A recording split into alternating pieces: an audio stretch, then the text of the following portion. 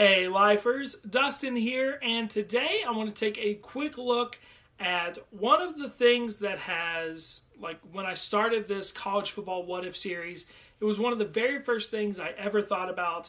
It's something that I've been asked about as well, as you can see right here. So I want to dig into what if Oklahoma State had actually beaten Iowa State in 2011. Now, obviously, there's no way to know, but I will offer one possible alternative timeline in this video and kind of discuss the ripple effect that I genuinely think it did have on the college football world. But before I do that, we need to talk about what actually happened. On November 5th, 2011, number 1 LSU beat number 2 Alabama 9-6 in overtime in what was considered at the time the game of the century, as every number 1 versus number 2 regular season game typically is called. I was a student at Alabama at the time. This was my last college football game as a student at home, so it hurt quite a bit that we lost that game. I remember walking away from that game absolutely crushed because I thought Alabama was clearly the best team in the game, the better team of the two. The Tide missed 4 field goals in that game to lose by a field goal. Absolutely devastated. You think you're eliminated from the national championship, lost to a big rival, all that stuff. After that game, LSU seemed like an absolute shoo-in to the BCS National Championship. Alabama dropped from number 2 in the rankings to number 4. Who slid in from 3 to 2? None other than the Oklahoma State Cowboys, who, at the time, number 2 is the highest ranking it has ever achieved in its history. After beating Kansas State by 7, it appeared that the only obstacle left on Oklahoma State's schedule the rest of the way was in 3 weeks against Bedlam. On November 12th, number 1 LSU beat Western Kentucky. Number 2 Oklahoma State crushed Texas Tech 66-6. Not the best omen in the world, I don't think. But number 3 Stanford lost to number 6 Oregon, allowing number 4 Alabama to slide back up into the 3rd place slot. Then, the following week, on Friday, November 18th, the number 2 Oklahoma State Cowboys traveled to Ames, Iowa, and lost to Iowa State, a 5-4 team at the time that has never been known for the greatest college football program in the world. Oklahoma State lost that game just a day after an airplane crash took the lives of Oklahoma State's women's basketball and assistant women's basketball head coaches, and there's a chance that that played a role in the emotional state of the players at the time, but regardless, they did lose in double overtime to the Cyclones. LSU and Alabama won out, going up to 1-2 in the polls, and LSU beat Georgia in the SEC championship. Number 3 Oklahoma State's pounding 44-10 victory over Oklahoma, who was number 10 at the time, would not be enough, and it was decided by the polls and the computers that number 1 LSU and number 2 Alabama would get a rematch in an SEC-only national championship in New Orleans. Number 3 Oklahoma State beat number 4 Stanford in the Fiesta Bowl 41-38 in overtime, while number 2 Alabama beat number 1 LSU in a game that the score was always close, but the competitiveness on the field never was. They beat them 21-0, shut them out, and actually LSU hasn't beaten Alabama since, and I think that game was the beginning of kind of a mental block for the Tigers. Oklahoma State would finish the season ranked number 3 in the nation. But what if that didn't happen? What if Oklahoma State did what, by all accounts, they should have done and gone into Ames and beat Iowa State handily? They beat Iowa State. They finished 12-0. LSU goes on and finishes 13-0, beating Georgia in the SEC championship. And at the end of the year, it was number 1 LSU against number 2 Oklahoma State in the BCS championship game. Now, I'm sure there's a lot of people on the internet that go, oh, well, they've still found a way to put Alabama in. No, that's sweet, but no, they would not have. It would have been the 2 undefeated teams. Now, if I'm being honest, this is where I'm going to do something a little different than I've actually done in a lot of these other videos that I've made. I'm going to go down a route that I don't think would happen, because in reality, I do believe that in 2011, the 2 best teams in the nation were LSU and Alabama. At the time, no bias. I know that's hard for a lot of people to believe. Genuinely no bias. I thought the BCS got it right. And I thought LSU and Alabama were the 2 best teams and should have been in the national championship game.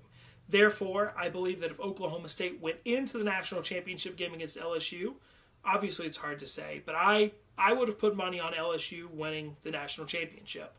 But that doesn't make for a very compelling video if I was just like, and LSU wins, goodbye guys, and then I just go to the end card.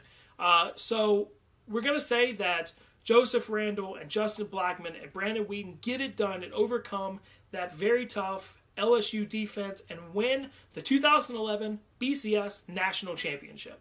Mike Gundy wins a national championship at his alma mater with a 28-year-old starting quarterback, and T. Boone Pickens' oil money finally pays itself off. So what's the ripple effect? Well, obviously, Stillwater gets more college applications, better recruiting, more donor money. That always comes whenever a team wins a national championship, as it should. You get a heightened profile, people think it's going to continue forever, yada, yada, yada. But what is the ripple effect outside of that? In my opinion, there's a chance that it could have changed everything.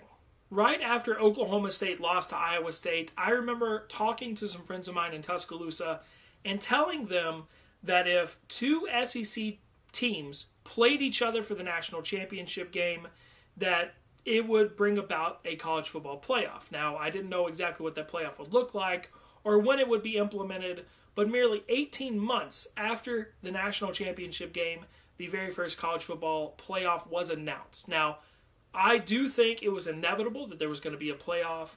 I still think it's inevitable that it's going to expand to 8. I don't see any way over the next 20 to 30 years that it does not expand to 8 teams. But would it have expanded as quickly from 2011 when people are like, no, BCS, BCS, BCS, to 3 years later where we have the very first college football playoff? If Oklahoma State gets into the BCS game against LSU, I'm not sure. In 2011, Alabama got a shot at a national championship without winning their division or their conference, which absolutely enraged people at the time.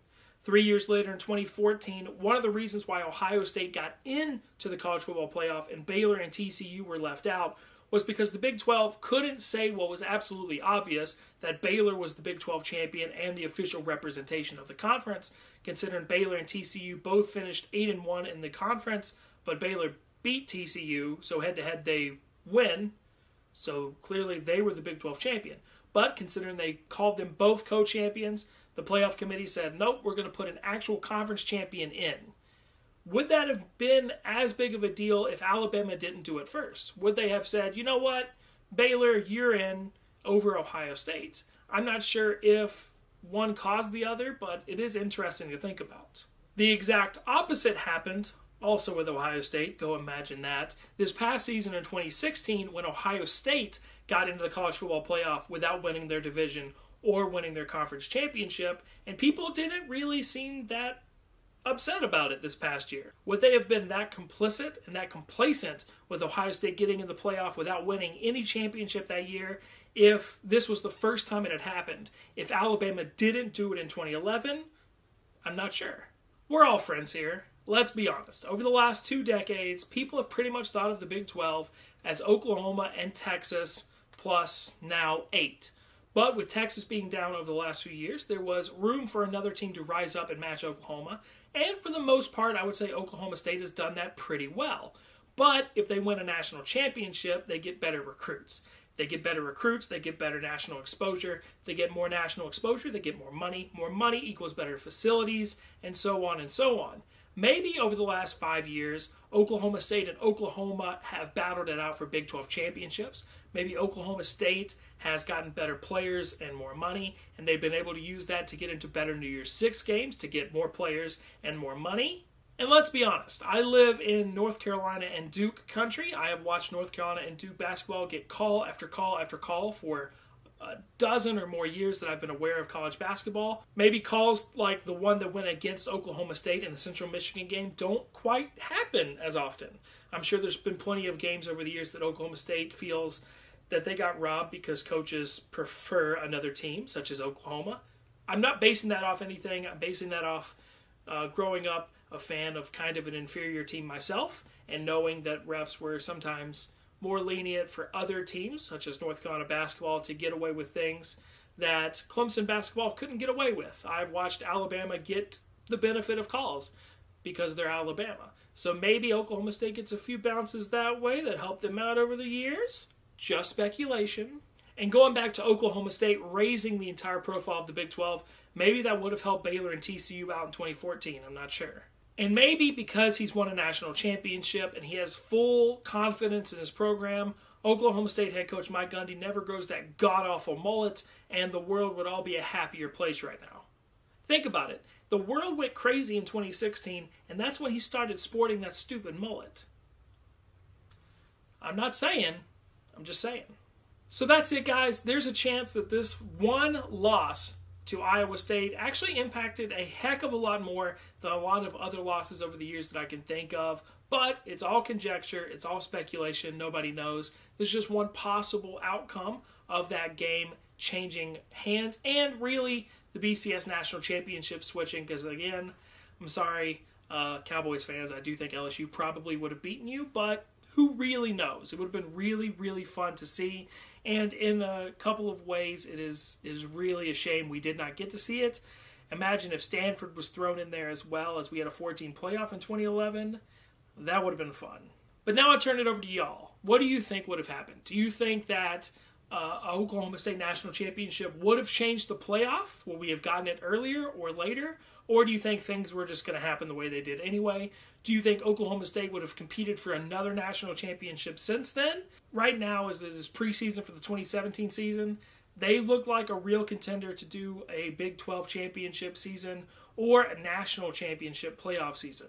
It'll be really interesting to follow the Cowboys this year. Let me know how the last, 5 years would have been impacted if they would have actually beaten Iowa State and won a national championship. I'm curious to hear your thoughts.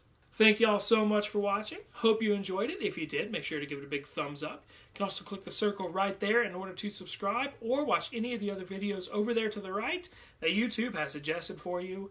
Thank you so much for watching. And as always, until next time. Dig into what if Oklahoma State had actually beaten Iowa State in 2011. Now, obviously, there's no way to know, but I will offer one possible alternative timeline in this video and kind of discuss the ripple effect that I genuinely think it did have on the college football world. But this was my last college football game as a student at home, so it hurt quite a bit that we lost that game. I remember walking away from that game absolutely crushed because I thought Alabama was clearly the best team in the game, the better team of the two. The Tide missed 4 field goals in that game to lose by a field goal. Absolutely devastated. You think you're eliminated from the national championship, lost to a big rival, all that stuff. After that game, LSU seemed like an absolute shoo-in to the BCS National Championship. Alabama dropped from number 2 in the rankings to number 4. Who slid in from 3 to 2? None other than the Oklahoma State Cowboys. Hey, lifers, Dustin here, and today I want to take a quick look at one of the things that has, when I started this college football what if series, it was one of the very first things I ever thought about. It's something that I've been asked about as well, as you can see right here. So before I do that, we need to talk about what actually happened. On November 5th, 2011, number 1 LSU beat number 2 Alabama 9-6 in overtime in what was considered at the time the game of the century, as every number 1 versus number 2 regular season game typically is called. I was a student at Alabama at the time.